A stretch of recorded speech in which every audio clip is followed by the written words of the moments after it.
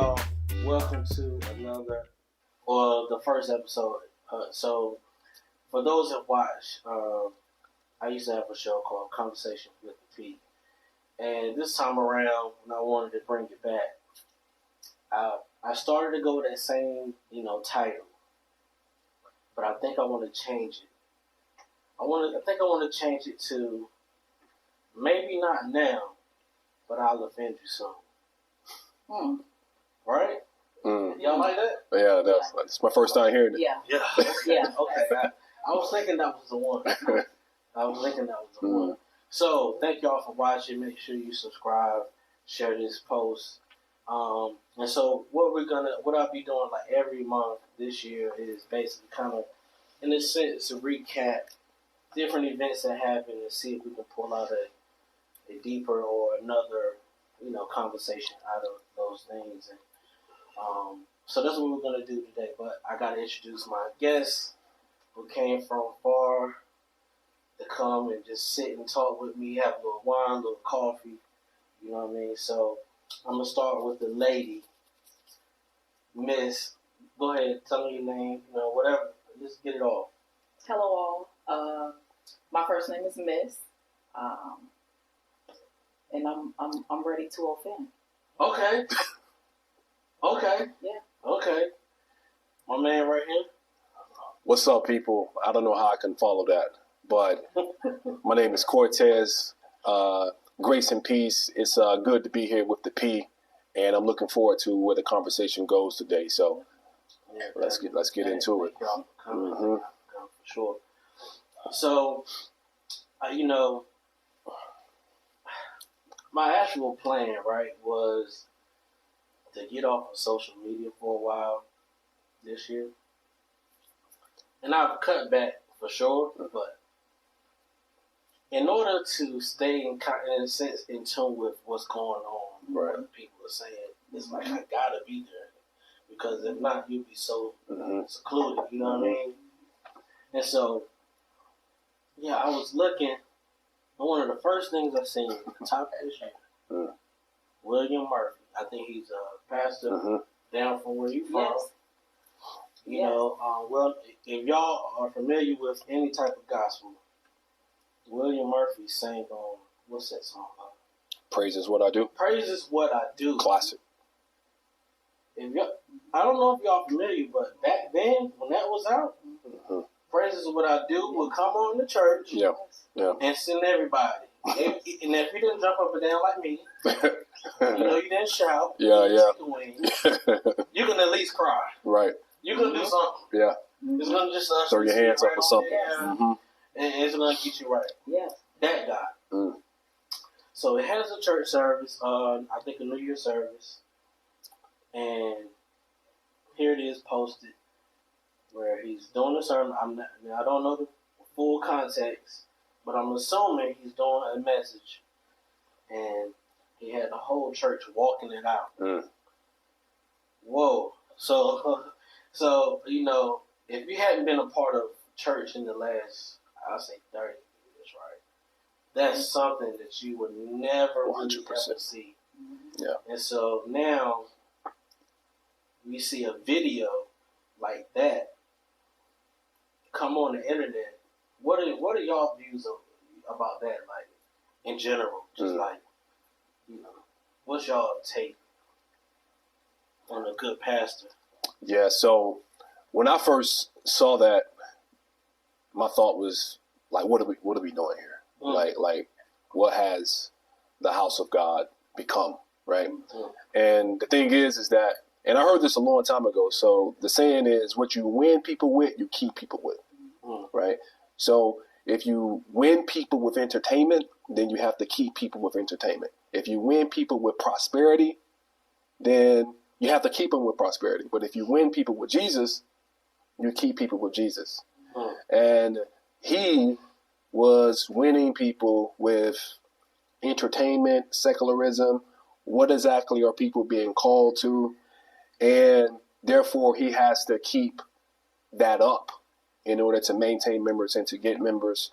And the lines are drawn between God's house and the other house, right? So That was my first thought. Yeah, Miss. The word that came to my mind was compromise. For whatever reason, as time has gone on, the church feels as though it needs a compromise to get people to sit down in the seat. For whatever reason, we have secularized, if that's even a word. Okay, the gospel. The gospel. Why? Why do we have to compromise? Why is it that we have to change the way people are drawn? Because the Bible says that people are drawn by the Holy Ghost. Right. So if you have to draw other people with secular music, I don't know, lights and things, instead of an altar, you have a stage, then I feel like maybe you're missing an element in ministry. Yeah, I kind of agree with both. And so I don't want y'all to feel like we're so structured. We're not structured. So this is going to be a conversation. So please be yourself. Gotcha. Because that's what I'm going to do. So, I mean, me personally, man, I had a lot of thoughts because, for one, I don't know, sometimes we associate certain things with a certain person, meaning like, I was totally shocked. Yeah, like what? I was totally shocked. William. I was. Maybe what's that Todd guy? The younger guy. Oh, Mike Todd. Mike Todd. Yeah. Mike Todd. No, maybe. not Mike Todd. His church, his ministry is in Atlanta, in Lithonia. You thought who? Ball. I can't. Canton Jones. That's what I was thinking. I can't hear him. Jamal. Oh, okay. Okay, yeah. For some reason, I thought he was in Maryland. I don't know what. No, he was. Okay.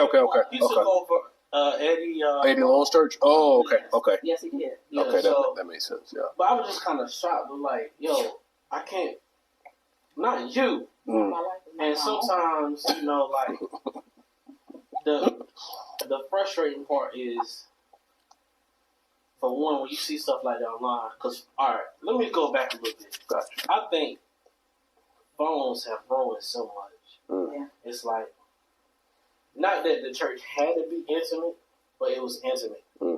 It's like now, y'all want to shout for the camera. Yeah.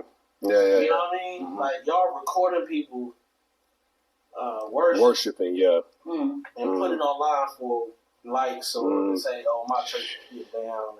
Right. So, that's a good point. That's already an issue right there. It adds the entertainment element into it because people are watching. Right. Yeah.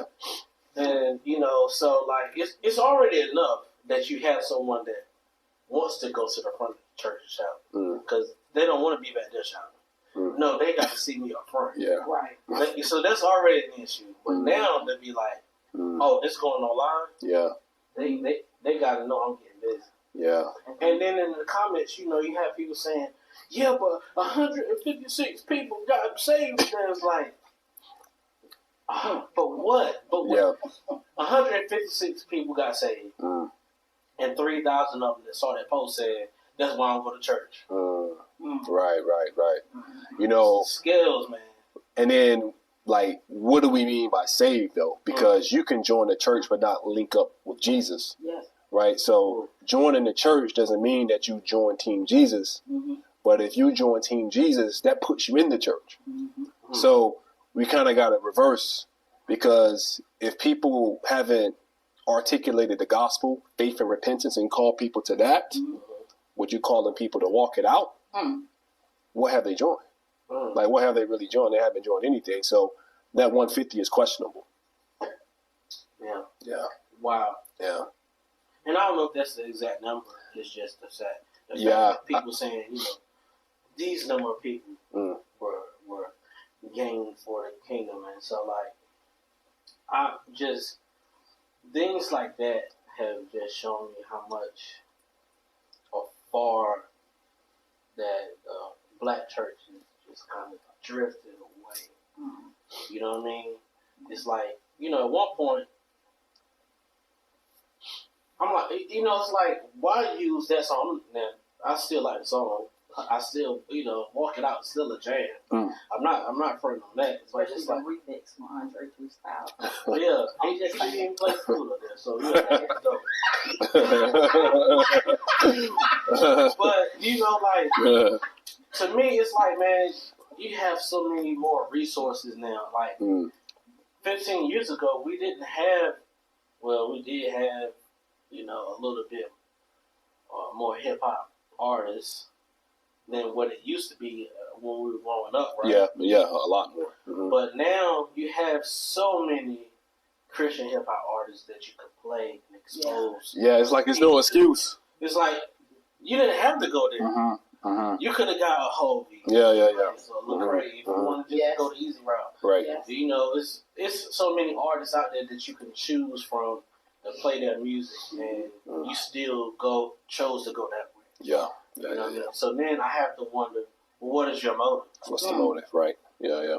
You know what I mean? Because is it for you to get some type of glory out of it? To say, well, our church did this, or, I'm the one that chose, you know what I mean? Like, what is really the motive here behind these? Yeah. You know what I think, though?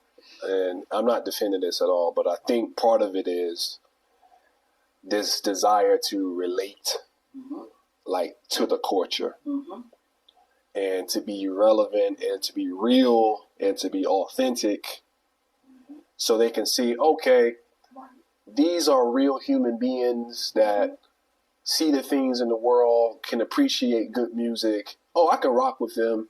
And I think a lot of pastors and Christians, they get lost in that desire to relate.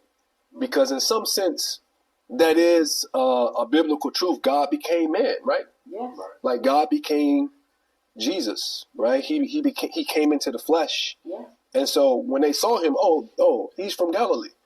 Oh, he has an accent. Oh, he's a carpenter, right? So he was a real person in the real world that was relatable. Yeah. But I think the question is, where do we draw that line when it comes to relating? And I think Christians, they draw that line in different places. And I think that's the heart of it, to be honest with you. Christians are drawing a line of what's relatable and not relatable in different ways. And, as you mentioned, relatability becomes compromise. But from their perspective, you guys are distant. You guys are not touching the culture. You're just yelling at the culture. I think that would be their answer. Yeah. Definitely. Yeah.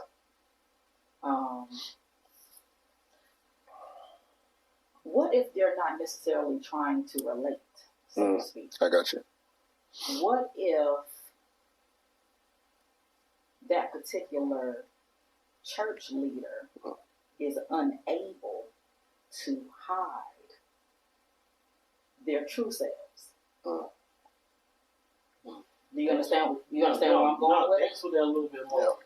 So like, it's one thing. Hey, we're all sinners. We are saved by the grace of God. But hey, it's because of Jesus. However, you have to have a made up mind to live a certain way. Yes, can we agree? To live righteously, so to speak. However, we all have a certain struggle or certain something that we have to continually pray about, stay on our knees about. But then sometimes some people begin to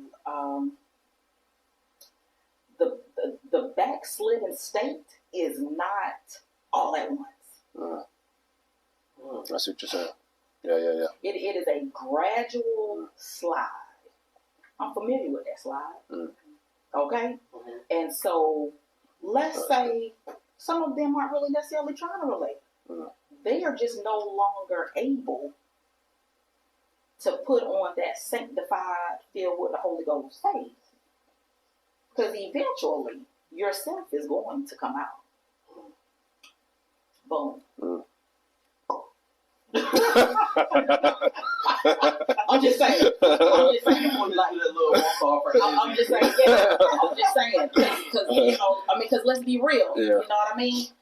Like, sometimes, you know, because I know we have all heard it. Preachers, pastors, evangelists, prophets, whatever, they'll get in the pulpit behind the podium, you know, and then all of a sudden, like I was told the other day, you know, they start to speak a certain way, you know, they get the whooping. Oh, yeah. You know. Who told you the other day? A coworker of mine. A coworker? And, you know, you can only put on a show for so long. Oh, man. Yeah. God is only going to let you. But God is not mocked. He is not going to let you mock him. Kanye, did you hear that? You know what I mean? And so, okay, even and that's my view on that. Even if maybe they're not trying to relate, but then, you know, because they're, you know, sliding backwards, you know, then they start introducing certain things that they are doing in their private life. Yeah. Yeah, I think what happens, you know, like, all of that can be true. You know what I mean? Where you trying to relate. Sure. And then it's like, you know, almost like, I remember one time you told me people aren't, certain things can't happen until the people are ready for it. Yeah. You know what I mean? Yeah. And so sometimes, you know, pastors or they're the people who kind of influencing their views. Yeah. You know, they're influenced. They have a certain goal. It's like, okay, let's try this out and see how it go. You know what I mean? Okay. Let's do that and see how the response is, and if that don't work, then try something else. Wow. You know what I mean? And so that is a dangerous game to play, because here's the thing, right? You know, as a leader of a flock, so to speak, right? You are responsible for those souls. That's a heavy load. And so you have to be, like, some people living regular life, yeah, it's a little bit more wiggle room. But when you're leading and leading online with everyone, yeah. you have to have it tight. You know, I remember one time, rest in peace, Pastor Farrar. He told us, he said, alcohol is not, I'm not telling you not to drink alcohol. He said, but I can't get in front of the congregation and say, you can drink alcohol. Because it's different strokes for different folks. So everyone can't handle right. knowing that they can drink. Yeah. You know what I mean? So can one say that God has given all of us different liberties, so to speak? All right, jump on that. Well, let me just kind of touch on the context, liberty in the context of alcohol, since that was brought up, right? So I think there are two dangers, right? So danger number one is to say more than what God has said. Oh, God. Right? And then danger number two is to say less than what God has said. Yes. And so when you tell people that you cannot drink, you're saying more than what God has said. Yes. Yeah. Right? So, because wine has a double association, there's blessing. Even the passage that talks about bring your tithes into the storehouse, that your vats might be filled with wine. Yes. Right? So wine was the result of bringing your tithes into the storehouse. That's Proverbs 3, right? Yes. However, if you also don't talk about the dangers of wine, like wine is a mocker, drunkenness, and then in Proverbs it talks about wine is not made for kings, right? So you need to speak on both. But when you say that God's word is not enough and you want to add a fence around the fence, that's when a lot of things get thrown sideways because you're going beyond what is written. Mm-hmm. Don't go beyond, don't go less, say what it says. Mm-hmm. Teach the whole counsel. Mm-hmm. And then give people that wisdom and liberty to make those decisions. Mm-hmm. I think a lot of times those decisions are made in the context of like discipleship once the word is preached. Mm-hmm. And so if a person comes from a alcoholic background, of course you're not going to tell this person to pick up a Bud Light because they're going to fall back into, the darkness and the pit they came from. Right. So I think generally that's how the scriptures approach it. Yeah. That's good. That's awesome. Yeah. You here teaching today. Listen, we having fun. I know. Hey, we having fun too, though. When it's in you, it's in you. Yeah. You know what I mean? I'm about to just roll around in the ground right now. So when you speaking on, like, in the sense of, saying more than scripture has said, that brings us right into the book of Clarence. You know what I mean? I know you haven't seen it. I've seen it. Miss seen it. Oh, y'all seen it? Oh, you seen it? Okay. Yeah. Okay. You know what I mean? I saw the interview, so. Right. Okay. So let's get into that. Like the book of Clarence, right? So my initial thought when I seen it, I was like, oh Lord, here we go. Right. Here we go. Jay-Z's producing it too. Like his hand is in it. It's like, oh boy. And I remember watching the trailer. Like, man, y'all gonna play. Y'all, I don't know what's gonna happen, but y'all playing too much. Yeah. So I'm gonna give it time. Though, you know what I mean? Mm-hmm. When I finally saw a trailer, and I said, I think I get it now. It's more of a. It's not a story of Jesus. It's a comedy set during that time. And so after watching it, this is a spoiler alert. Just letting you know, I'm going into the detail. I'm not going to tell the whole movie, but it's going to spoil it for you. So just, you know what I mean? Also, please go out and support it, though. I want you to go out and support black films. Because I don't want to hear y'all talking about, man, they don't never have a black Jesus. And then y'all won't even go see the one that's black. So, man, watching the movie, I didn't know what to expect because I watched the interview and I was listening to him. I said, okay. And I realized that a lot of people have gotten outraged behind something they have no idea about. For one, they don't know the scripture. Two, they haven't seen the movie. And three,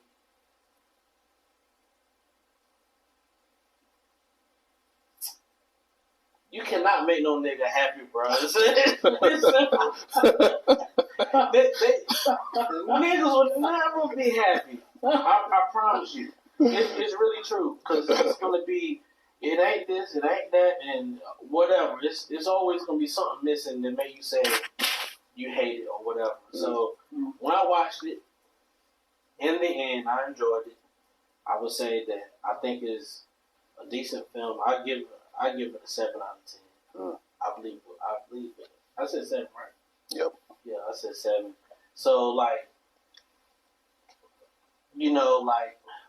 there's some things that's like, I don't know. But, what did you think? Tell us what you thought about it. Because you said, I did not enjoy the movie at all. I did have the privilege of being the only person in the movie theater that particular. Oh, wow. Like Wednesday. That's evening. crazy. I think it was Tuesday. Was it a Tuesday? I think it was a Tuesday. On a Tuesday. Okay. But, on a Tuesday. But I did not enjoy the Book of Clarence at all. I thought that I don't like obnoxious comedy. Okay. And I thought the comedic scenes were obnoxious. Totally. Okay. I did not enjoy it. Well, wait, like. And get into it. Yeah, like what was like. So there's a scene where they go to the, I guess what would be the equivalent of a hookah bar. Okay, and so to signify that everybody is high, physically everybody's floating. Oh yeah. I see. Okay, and then all of a sudden, he gets an idea, boom, and it's this, light bulb that comes, appears at the top of his head. Like it was just obnoxious to me. I did not like it. I did not like it. I did not like it. I do respect the fact that it was produced by Jay-Z. I do respect that fact. I respect the fact that it was, a black film. Always for the culture. However, just on the basis of the movie itself, like I wasn't fazed. I really felt like I wasted my $13.88. Wow, 88 cents. Yes, and my 2 hours and 40 minutes. See, the thing is, what I liked about the movie was the fact that there's so many messages and things you can pull from. Please help me. So help me. So one of the main ones is going from, you're able to see a person go from unbelief. I see where you're going. To belief. Okay. Right. You know what I mean? Like is the word Vietnamese? Vehemently. Yeah. Vehemently? Am I saying that correct? Sure. Yeah. Please, hey, I went to college for a little bit. Okay, so, like, he really, no, God doesn't exist. He went, so in the movie, he had a brother, his twin brother, Thomas. Mm-hmm. We know it's Doubting Thomas. Clarence and Thomas. Clarence and Thomas. Yeah. Okay. I got something for that. That was humorous. So, he told the brother, bro, when you leaving mama, we got all this stuff going on. You going to follow him? Bro, God don't exist. Why are you even? You know what I'm saying? So he was already. He wasn't even doubting. He just knew. You know what I mean? That's one of the things when he had the idea to try to be like Jesus was to preach. Knowledge is better than belief. I know God don't exist. That's what he was telling people. I know God don't exist. In the end, he ended up being a believer. Gotcha. That's one thing that you can get from it. Another thing you can get from it is this. You try. God is not mocked. God is not. And guess what? He did. He tried to mock him. He ended up dying. He paid the price. Yes, he did. You know what I mean? He died just like the Christ did. So yes, he did. You play with him if you want to. This is what you might end up. That's another thing that you could pull from that. However, as we sit here and discuss, as you pull it out, so to speak, in the scene where he is carrying his cross, it reminded me, and I don't mean to be so extra, but it reminded me of the scripture where it says us having to bear our own crosses. Right. And so it was like the things he had done, the lying, the mockery of Jesus and his ministry. He in a sense, he was bearing his own cross. You understand what I'm saying? After God intervened in his life personally. Am I putting that together? I think so. Right. I'm with you. I'm with you. Like there's a almost a, in essence, he sinned. Okay? He was sinning. Okay. Unbelief. Okay? The Bible says, those that worship me, it's not coming to mind right now. But there was an unbelief there. He did not believe. Right. However, because over time and he himself had to see God, it was almost like he was bearing his own cross. Gentlemen, I don't know, help me. I can't see. No. Yeah, I haven't seen it, so vocalize like really what I want to say, like so to speak, like not necessarily being punished for his sins, but I know what you're saying. I think I know what you're saying. I know you haven't watched it. Sure. From the interview, what do you think you got? Before Well, I know that he was saying that one of the messages was that we're gods, right? And that was the part that I did not like. Yeah, I did not appreciate that when you make statements like that, because he was like, we're gods, and address us as such. And the director has this belief system like peace to the gods in the earth, like the 5%ers, right? And so they believe that everybody or God is a god, right? And I think that's very dangerous when you start saying stuff like that, because there's a difference between like calling yourself a god and being made in God's image, right? And that distinction, I think, is important, because if you're saying that you are a god, then that means you don't need God, right? That's kind of the logical takeaway. If I'm a god, then I don't need God. If I don't need God, then I don't need salvation. If I'm a god, then I have no sin. I think those are kind of the logical points that follows when you say that I'm a god. Okay. Because everything that I have is within. So this is why in the interview he always says, look within. Okay. Right? Salvation is within. But the Bible's very clear. Within is dead bones and sin. That's within. Not we're gods. And so I take issue with that. So like in hip hop, like Wu-Tang, right? Peace to the God. In New York, they call everybody a god body. That's where that comes from. Like it was an offshoot of Islam, 5%ers. And so I'm always looking at the worldview that is presented in the film. Like I'm looking at, of course, like the scenes and all of that, but I'm like real conscious of that. And in the interview, he was saying that that's what he wanted to communicate. So when I saw that in the interview, I'm like, yeah, I'm good on that. Yeah, I'm good on that. So is that why you didn't see it? No, well, I don't know if I will or will not watch. It just came out, so I haven't had time. I don't think that's what the film conveys. So even though he said that, you don't see that in the film. I don't see that in the film. What did you see? What I see is a man who said there is no God. Okay. To God showing up for him to save his life. Gotcha.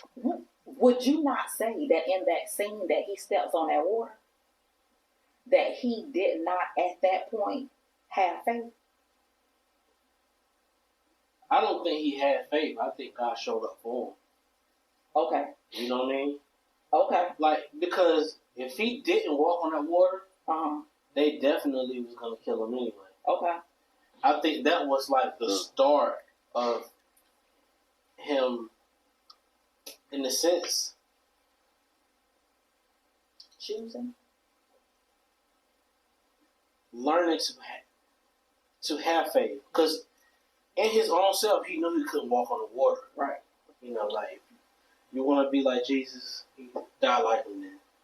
You know what I mean? Like, deal with what he dealt with, that type of thing. But also, what I see in there was, like, mercy, right? It's like you have someone who's, in a sense, has mocked you. Like, trying to ruin your name in the streets. Like, he going around like, bro, why y'all believe in this guy? Like, why y'all even following him? And then he turned right around, saved his life. And not only that, he died, but he brought him back to life. You know what I mean? Like, it's just a whole lot of. I think it's not what was being said in the interview. I got you. I think there was more there. You know what I mean? And I think it made it more realistic, right? Because sometimes I believe that, if you're a Christian, right, you hear or read the stories and you just only see it for what you read it as. Not so much of he really had to deal with people who are like, who is this guy? Mm-hmm. You know what I mean? That's Not only that, like he was saying in the interview, like there was many coming saying that they was the Messiah too. Yes.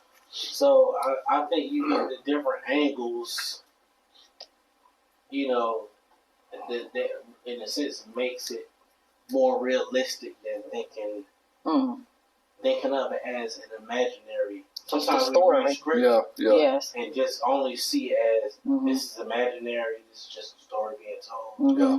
You know what I mean? Like, you know, you hear people talk about the scripture, like, oh, y'all like the story of Jesus? Like, it makes sense.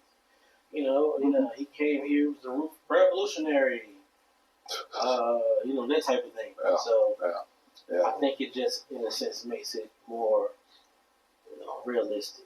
I got you. You know what I mean? Okay. That's, you know, Okay. that's kind of what I saw from just a different angle. I see you. You know what I mean? Yeah, I see you. Like, you know, Okay. You hadn't seen that before. Mm. Not only have you not seen a black Jesus on the big screen, it's like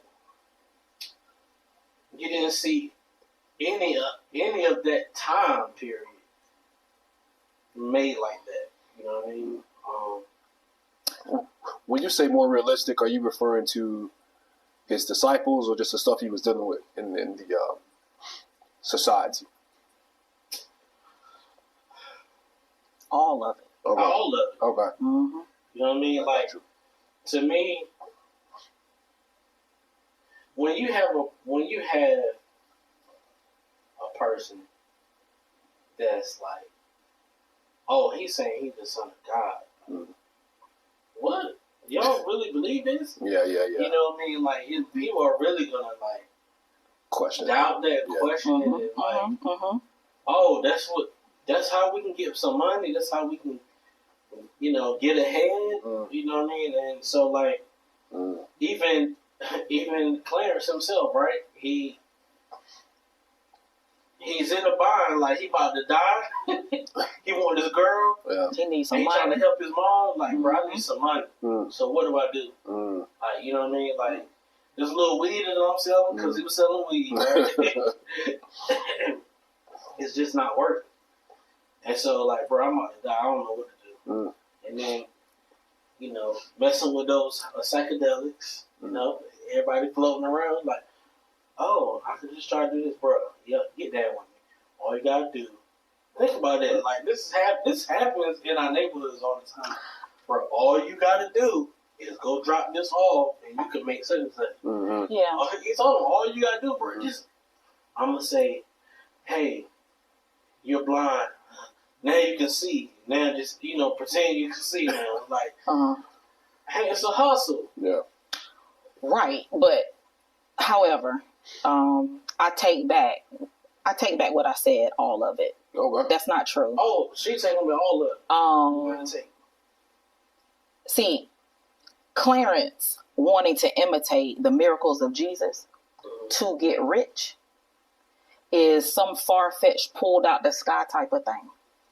Because even though, to my understanding, let me know, the Bible never references Jesus as being physically rich. If anything, the Bible speaks of Jesus being poor and meek and a very modest man. You understand what I'm saying? So for Clarence to say, hey, I'm going to be like that man over there because all the people are giving their money to him, that's not reality. That's not biblical. Now, sure. I mean, let's sure. Maybe with our imaginations, we could say maybe, you know, money was given to the ministry. Okay? Yeah. But it just really, Clarence, or that character, so to speak, I feel like magnifies the perception that, or even the belief, the perception that being wealthy or having money, you know, is associated with being a Christian. I got you. That whole, you know, being prosperity gospel. Yeah. Yeah. That's what it goes back to. So even in a sense, it's still preaching. I need some money to be great.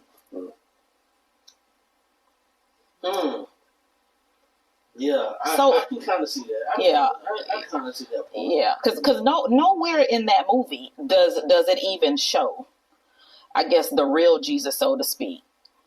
It doesn't show people giving him money and him having so much money he can't carry it in the sack. Like that's the thing, though. Like, right? So we can like misdirect. The story is not about Jesus, though. No. You know what I'm saying? So I mean, I know what you're saying. What you're saying makes total sense. It's the subliminal message, okay, that is being given off by the black people to the black people. Okay. Okay. But still, I don't. The story is not necessarily about it. No, you're right. So when you're and it's difficult, right? Because you're using a figure who is the center of a religion. So it makes it a little bit more controversial. I don't know about controversial, but it's just maybe there's so many things around it because you're trying to tell a fictional story using a real figure. That's the difficulty of it, right? I see. Because, of course, there's no Clarence. Yeah. Or maybe there was, but I doubt his name was Clarence anyway. Yeah. But, it's no real Clarence, so you're trying to tell a story of a person who lived around that time and down the street, as they say. From Jesus. You know what I mean? So, that's the difficulty of it because it's supposed to be a fictional story. But what's making it real to people is because of their belief in Jesus. Not necessarily seeing it as a fictional movie. You know what I mean? And that's the difference. I see. You know what I mean? So go ahead and break that thing down. It's hard for me to go off a lot because of y'all are referencing things in the story. But the only thing I do remember from the interview is, you were making mention of they wanted what Jesus had, and you were mentioning the money and the clout and the fame that he had. And so, in some sense, Jesus was well known, right? When it comes to the money, he received money, but he used it for the kingdom instead of his own self. Because he had a treasurer, and Judas was taking the money out slowly, right? So he did have money from that sense, but it wasn't used to glorify himself or to, walk around Jerusalem with a mink coat, right? Just make sure the boys had good sandals, right? Stuff like that. So from that sense, he did receive. As far as I think, if I'm understanding you right, P, you're trying to say like the parallels between Clarence and Jesus. And Miss, I think what you're trying to say is that if they're making statements about Clarence, they're indirectly making statements about Jesus. And P, you're saying that making statements about Clarence is not necessarily connected to the life and ministry of Jesus. I feel like that's kind of where I feel like that's where the breakdown is at. I don't think I don't know if they were trying to make it parallel. But you do see it as parallel. I see where people can make it parallel. Okay. Can perceive it to be parallel. Okay. Yeah, I'm picking up. I can see that too. I can see that too, but I don't think it's parallel. I got you. You know what I mean? Like, the part that's parallel is the fact that Clarence existed around the end of his ministry. So, they were looking for the Messiah in the movie. They were looking for him. So, so it's almost like whoever thought they was the Messiah, let's get him, and we're gonna crucify him. So that's why they had the white Jesus.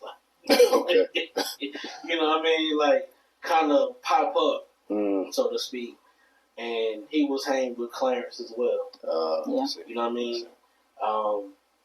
At one point, I did think maybe Clarence was going to be the one on the cross who gave his life or believed that during that time when Christ was crucified, but he wasn't. But they crucified all these, people or whatever. So, like, I don't know if it was they were trying to make it parallel. Maybe they wanted to, but it was like, no, it's too dangerous. You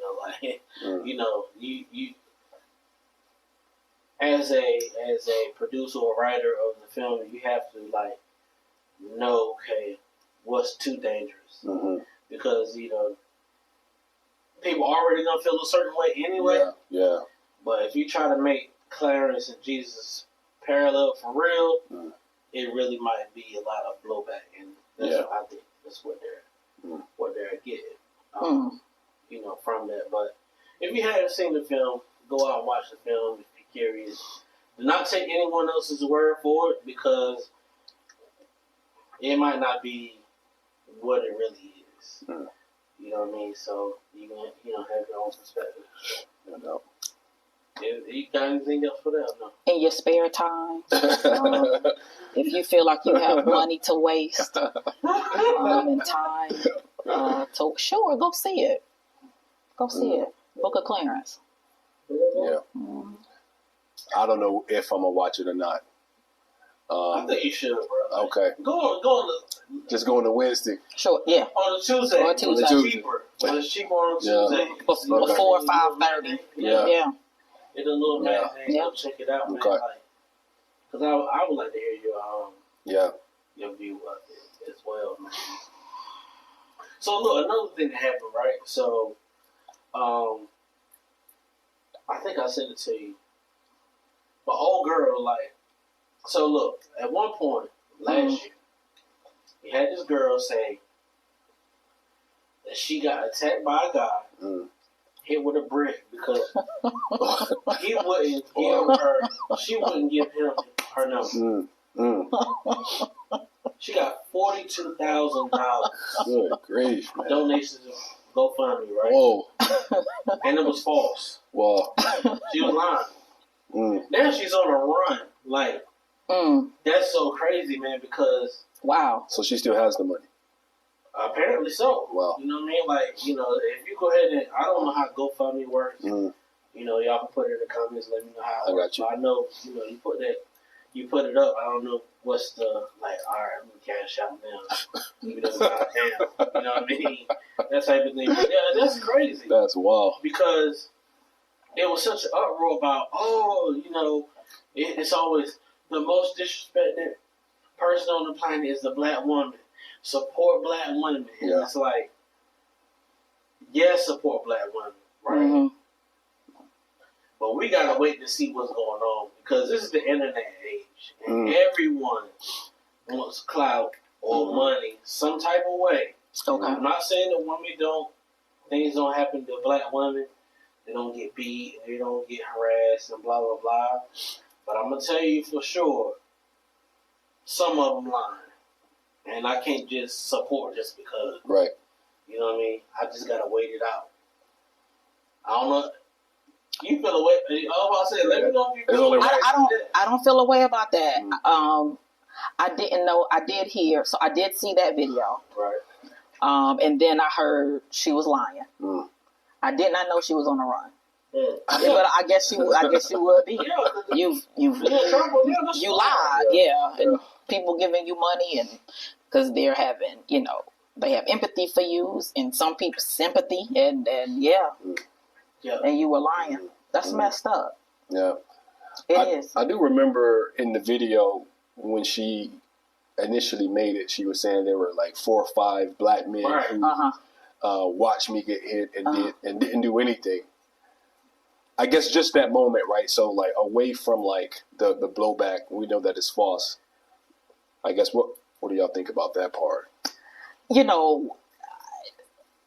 So this is my thing. So now that we know that video is false, it goes back to something that I keep dear to me, or an idea that I keep, is that for whatever reason, I do know the reason, maybe we have time, but black women, okay, have been taught, raised, so to speak, to did not respect the black man, to look down on the black man, honestly.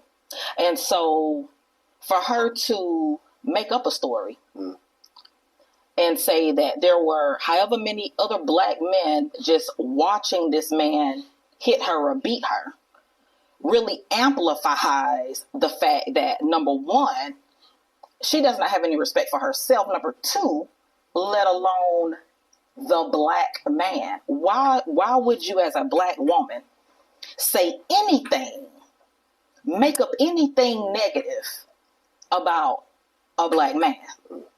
You see what I'm saying? Yeah. And that goes back. Let's just go ahead and throw it on the table. Let's go and talk about Willie. Let's go and talk about Willie Lynch. Because really, if you go deep, that's really where that comes from. I heard Willie was fake. Even if Willie wasn't a person, Willie is a concept. Yes. Right. Okay. You know, it's a way of doing things. A way of doing things that honestly has worked to this day. Right. Break it down. How does it work? How do you see it working? So, the enslaved Africans, they come over, they bring us over, okay, and so they separate the wife and the husband, okay, separate the wife and the children, defiles the husband in front of the wife, rapes him or beats him, you know what I mean? Or even allow another man, you know, you got two, what do they call it? Then you got two black men, you know, having intercourse because the master has made them do this in front of his wife, the mother of his children.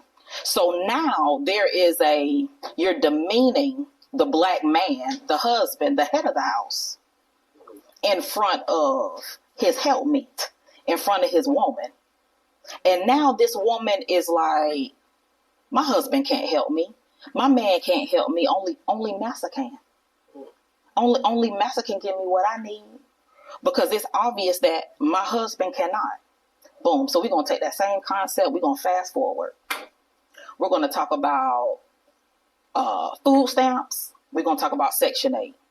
A woman, a single woman, she's unmarried. Okay, she has 3 children.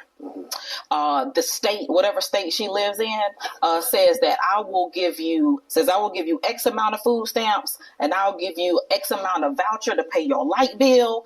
I will pay you X amount of voucher so you can get a nice, 2.5 bath home, in a suburban neighborhood. Only if now. You keep that man out of this. You keep that man out the house. Yeah. Time you bring a man into the house, time you get married, time you make it right. They want to the state wants to take everything that they have given you. Right. No more. So now depend on that man that you love. You get $33 for food stamps instead of $250. Yes. No, they're gonna cut them off all the way. All the way. They're gonna cut all the food stamps off. No King Vitamin. No nothing. No King Vitamin for nobody. Nothing. Man. No juicy juice. Juicy juice. Hey, I'm just saying.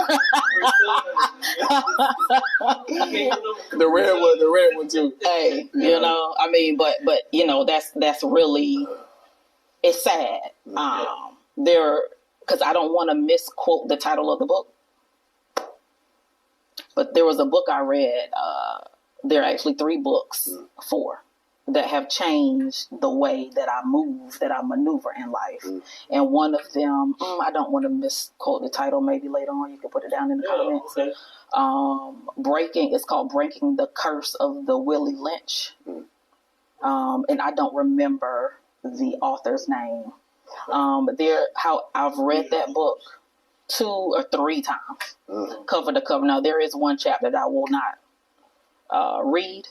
It goes against some of, my beliefs and things. However, the rest of the book, changed the way that I saw myself as a Black woman, as a mother, as a teacher of my children, as a helpmeet to my husband.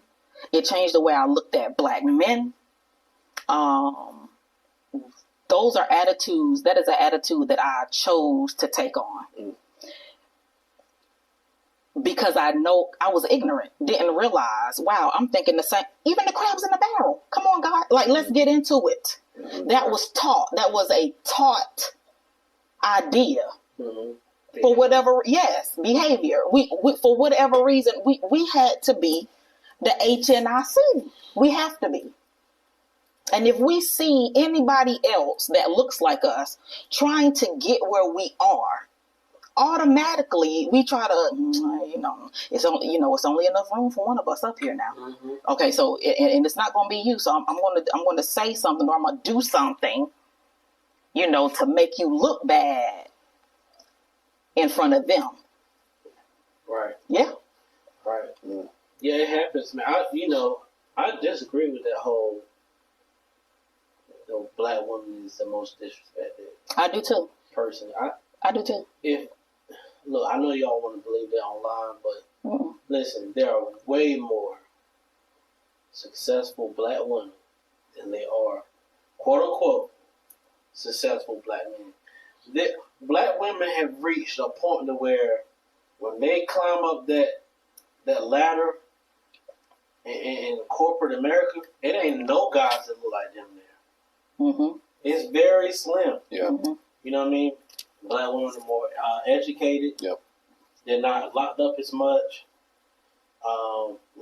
They are just exceeding and excelling in this world. However, but why are we, as a number, why are we more educated than the Black man? Because the state, again, will reward us for not being married and having children. Yeah. So while I'm here, single, and I'm getting this money from the state, hey, they're also going to pay me if I go get a degree. Yeah. I think my another reason, too, is because if a lot, we know the statistic, right? Like 70% of all Black families are from a single family, like single parent. And so if the woman is there, and then the woman, the mother doesn't want her daughter to end up like her, depending on people. Yes. So what is the solution? Educate yourself. Yes. Highly educate yourself. And so therefore, a lot of these women, they make their way up the corporate ladder and do really, really great because they got that from their mother. And then the result is kind of what we see, we see Black faces in high places because the mother did not want her daughter to repeat her cycle. Don't depend on no nigga. I think that's a part of it. Don't depend on no nigga. You gotta go get it yourself. That is something, that I whisper, in my grown children's, grown female children's ear. But at the same time, I do teach them, hey, at the end of the day, you're still a woman and God created you to be a thing, a certain thing. And don't get so entangled in yourself that you forget the calling that God has on your life. That balance. You have to have a balance. You have to. And also, along with me teaching my girls, my young women, to be independent, so to speak, and educated, also respect the young Black man. I'm teaching them to respect the Black man, because unfortunately, it goes back to that. Being raised in a household where there is no man by a single mother. So there is no man in the house, as an example. But all those children here, those girl children here, is their aunties and their grandma, that nigga ain't no good. Niggas ain't no, that's all they hear. So when they grow up and they get older, they by default have that same mindset. Right. And then there's no respect for the black man. See, I'm telling you, sure, I make a mistake, but I can guarantee you I'm not going to make the same mistake twice. Right. And that book, I got to try to figure out what the title is, really changed the way I think. Yeah. So when I initially had asked that question, I didn't know y'all was going to take it in that direction, but we're just flowing. No, it's cool. But because one thing I do hear is that, you know, what you said, like the black woman is like disrespected, and it's kind of seen in instances like this where a woman is being physically assaulted and people record instead of intervene, right? I think there are layers to situations like that, in my opinion, because I feel like if that's your wife, daughter, you know, somebody that you're like obligated to, like responsibly, 100% you got to defend them, right? But when it comes to like people outside of that, that's where the controversy is. And my thought is, for a man, if he's going to intervene, I'm not saying it's right or wrong, I'm just saying here's the thought process. If he's going to intervene into a physical altercation with another man that he doesn't know, he just sees like randomly on the street, that is a life or death situation. Definitely. Like without question. And there have been many people, good Samaritans, who intervened and got shot and killed and gunned down. And that woman who had the altercation with the man left. They left together. Primary example. I'll never forget this. I was in Target years ago. And I know for sure that the guy, this couple that I seen, that guy was physically harming this woman. I can tell by the interaction when they got out the car. Now, I wanted to intervene. I wanted to. It's in your nature. Hey, bro. cut it out. But he was big. I ain't gonna lie. He was big. You know what I ain't gonna lie. Now, if I had something on me, it'd be different. Because I'm like, I know I can lean right. I can pull this thing out. I can make this thing even right here. But just me approaching like,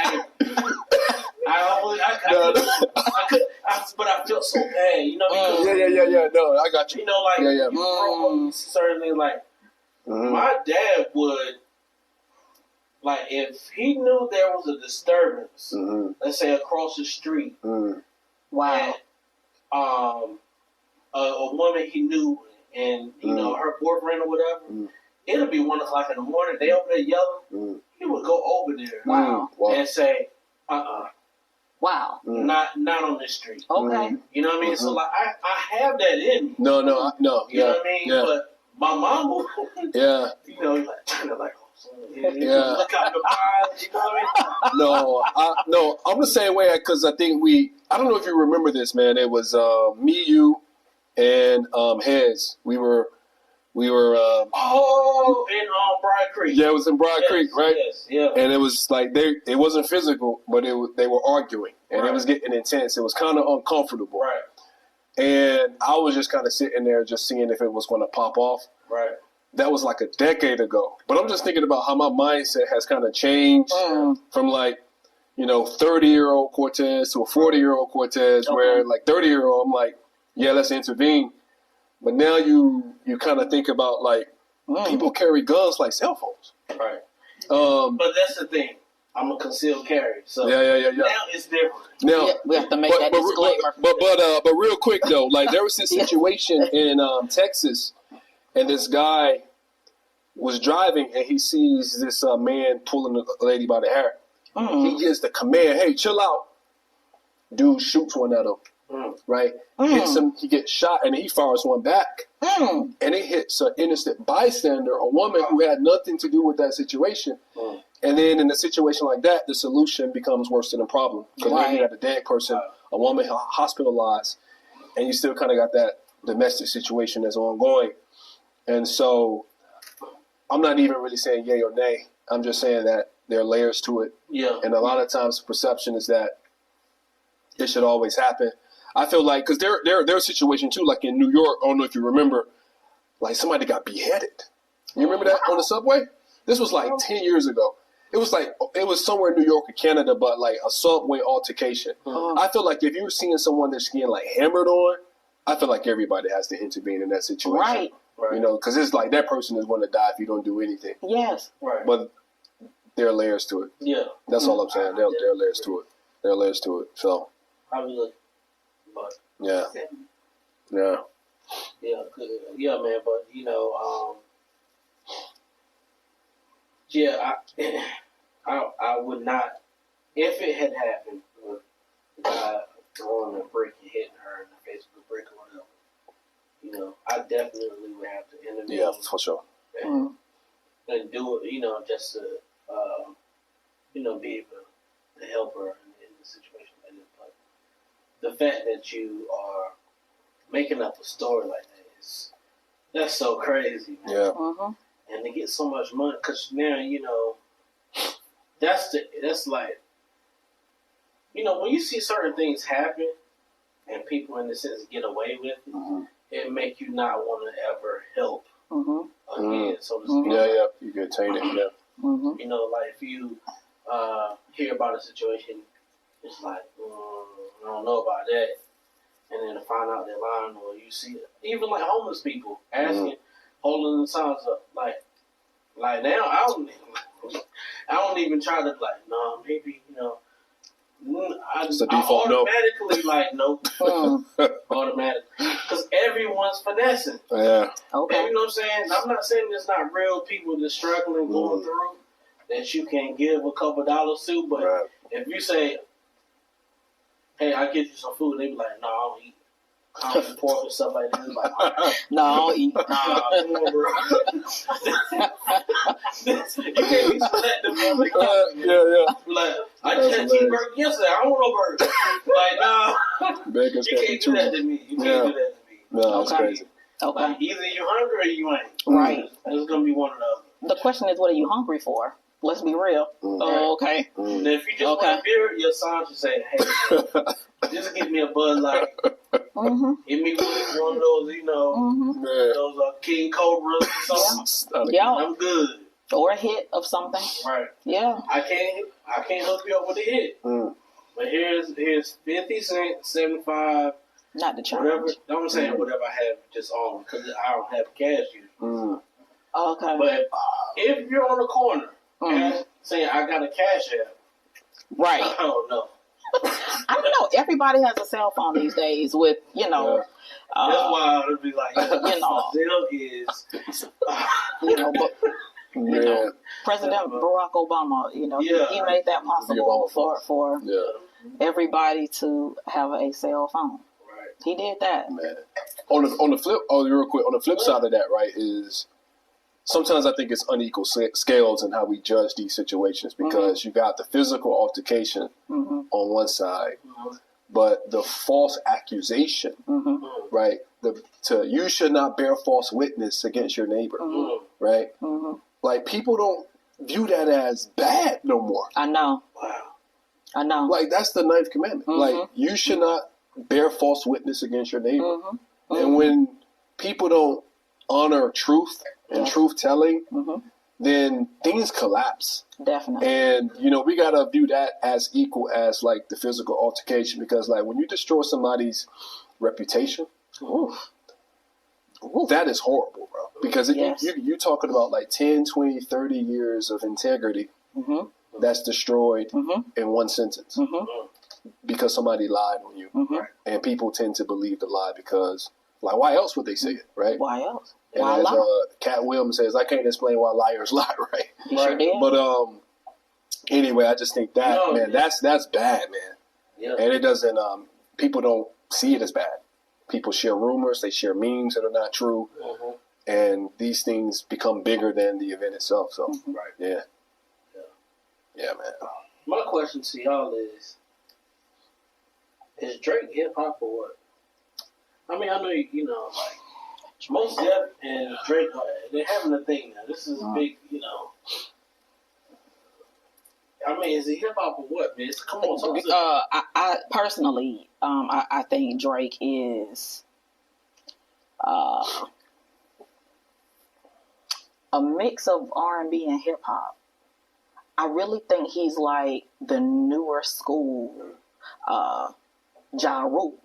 Mm-hmm. Yeah. Because see, Ja Rule was really singing. First one that was singing. Okay. He wasn't really rapping. Ja Rule was singing. Okay. And so inadvertently, people have adapted to that style. Yeah. Not meaning to, Like, okay, we're not going to be using vocabulary words. There we go. Inadvertently. Someone is watching this trying to... You use the word vehemently. I can vehemently. It's full circle. Okay. I'm saying. Okay. And then asked if you used it right. I know how to use inadvertent. Oh, I know how to use inadvertently. Okay. I really but no, like, I disagree. Wow. In the sense of, like, I think I get what you're saying. I do get what you're saying. I just disagree because I think Ja Rule was rapping and then he found something that worked and he went that way. To me, Drake is whatever you want him to be. Drake is whoever he is at the time. The emotion in which he's feeling, like, that's who he is. I think it was whatever's working. Yeah. If Afrobeat is in, he's gonna do that. If reggae is in, he's gonna do that. If it's something else, he's gonna jump on whatever bandwagon to keep him at the top or in the conversation. And that's what Mos Def was saying. Does any other artist do that? Rappers will sometimes change their flows to keep up with the time, but they still kind of have their signature flow. But it is a little different. With Drake? I'm just saying, if you think about Drake hits. Why though? You said why? Why? Let's dig deep. Why? Okay, you said that Drake kind of stands out in being that artist that changes changes with the times, that adapts. Oh, this is in. Oh, I'm gonna do that. Oh, this is in. I'm gonna do that. Why do you think he does that? Why do you think he is the artist that is synonymous, I guess, so to speak, for that? Because he light skinned. So, I think Drake does that because he's a light skinned man. I think Drake does that because he's mixed. Like,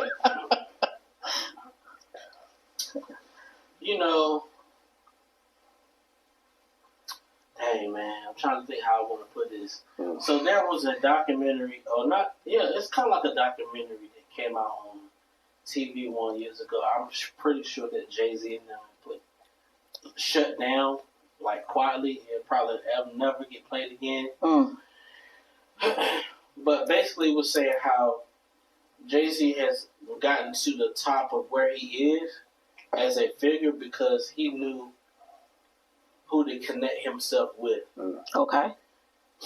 And when you're well connected like that, you're able to keep climbing the way you need to be. Like, Jay-Z, he was big as a rap figure, but he went somewhere else when he got married to Beyonce.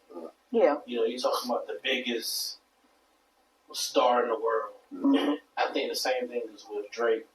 Musically, it's like almost in a sense, I can do it all. So you want me to sing? I can sing. Yeah. You want me to rap? I'll rap. You want me to be a pop star? I can do that. I like how I can do it all.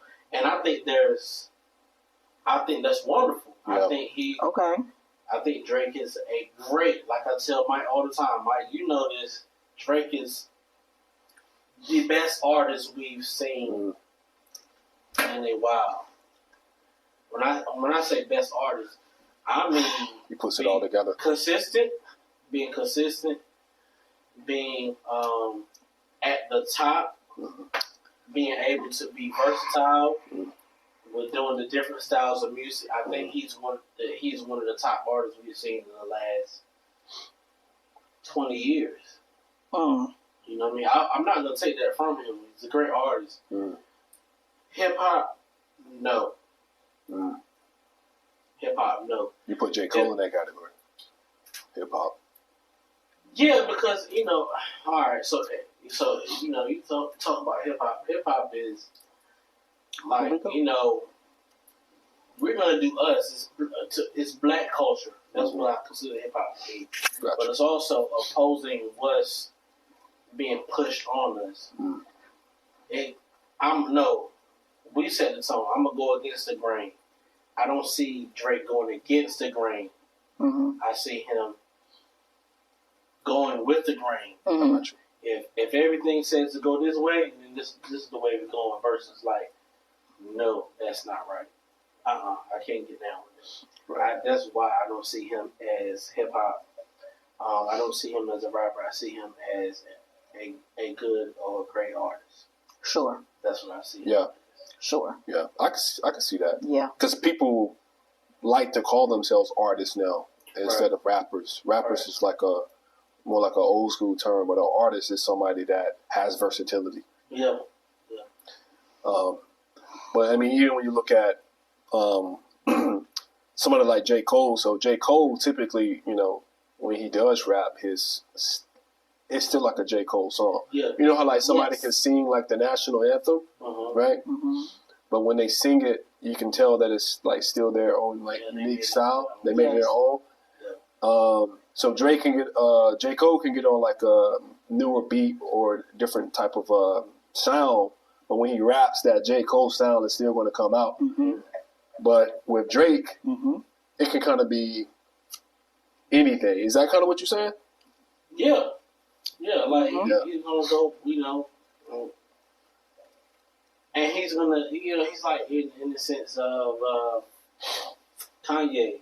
It's like, okay, what's the new sound? Okay, let me get that person because I need that sound. I need to use that to be who at the top, basically. You know what I mean? This is dope. Let's do that. You know what I mean? That's what I think Drake does. Like Kanye does, I'm pretty sure why they bump heads because they're trying to be the top on the cutting edge. You're right. Yeah. So Drake has been able to do that for years. Kanye has been able to do that for years. The same way he's used Christianity to get to where he wanted to be, and maybe it didn't work, so that's why he's going another route. But that's a whole nother conversation. It really is, and I am really offended by what you just said. Okay, I'm really offended by that. Hey, maybe not now, but at some point I'm gonna offend you. Go ahead, tell me why I offended you. Come on,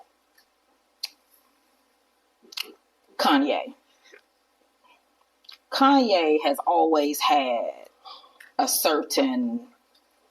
I'm going to use the word spirituality that's the word I'm going to use, spirituality. Because let's not forget, he had everybody chanting Jesus walks in the club. Now, if you step up off of the beat and actually listen to the lyrics of that song, it's hard for me to envision that those words were not heartfelt. Really. Seriously. There is and I think maybe I can say this because I can sympathize, that you can have a love, an understanding, and a reverence for the things of God, yet, for whatever reason, you won't wholeheartedly dig into that thing and be who God called you to be. I really believe that Kanye, they say that he's bipolar or whatever. I feel like people who have mental illnesses are really people, I feel like those are chosen, God's chosen people to have an understanding of things that most of us don't understand.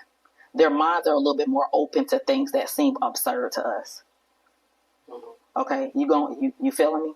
So like, I really feel like Kanye has this huge, heavy calling on his life.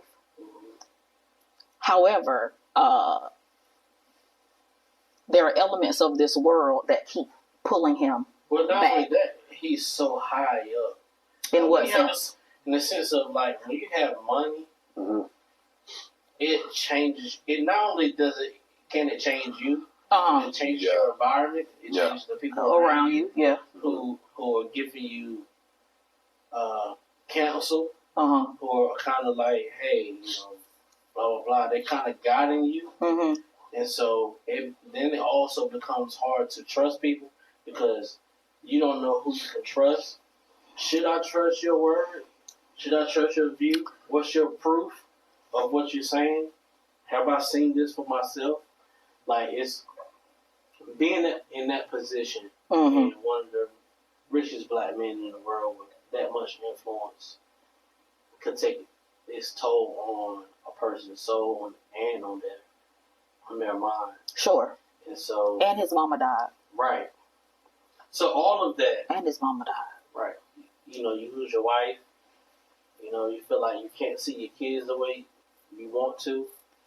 You don't have influence on their life the way you want to. Like, all that takes a toll, and you just never know what that does to your soul. So, like, at the same time, I want to say something bad about him, but it's like, you got to have a little bit of grace for him because it's a lot. Exactly. I have a lot of grace for Kanye. I think that what's going on in his life, he's going through this spiritual battle. I do. And just because of who he is public. Right. It's no different than whatever spiritual battles, us sitting in this room may have. He has a little bit more money, yes. And he's in the public eye. You said a little bit more? Sure. You speak those things that are not as though they were. So I'm just saying, he got a little bit more money than us. Oh, okay. I'm just saying. All right. I receive it Cash at me. I'm saying, let me be me. Do y'all see Kanye like DMX of the 90s? In the sense that you have somebody that's like a broken soul who's trying to connect to God. In that moment, they're strong. In that moment, it's like it's non-existent, and they're just expressing that in music. Because I know for me, when I was growing up, in the 90s, that comparison is dynamite. Like DMX was, God, that was kind of the dude. Like in terms of spirituality, like he would have prayers. And, but then, like, in the next verse, boom, boom, boom, open the door, ATF, right? Yeah. It's like he's, like, blowing in your house. Yeah. But I guess for me as a young boy, I would always gravitate towards the spiritual elements. And I feel like those spiritual seeds were being dropped, although he wasn't living the life. But God was doing something with him. Like, who knows where he's at in terms of, like, salvation status or Kanye. But just really, like, analyzing, here's someone who's using the scriptures to say something about God and their own experiences. And I don't know, I just had that thought about Kanye and DMX from the spiritual element. Definitely. Because I feel the same way about DMX. I believe that there was really a deep reverence that he had for God. I really do. But just, life and your surroundings, or, He's thinking about do other things. What you thinking about, man? I'm trying to not to take us into something else because we need to wrap up. I got you. Like what both of y'all just said, I'm like smashing it together, right?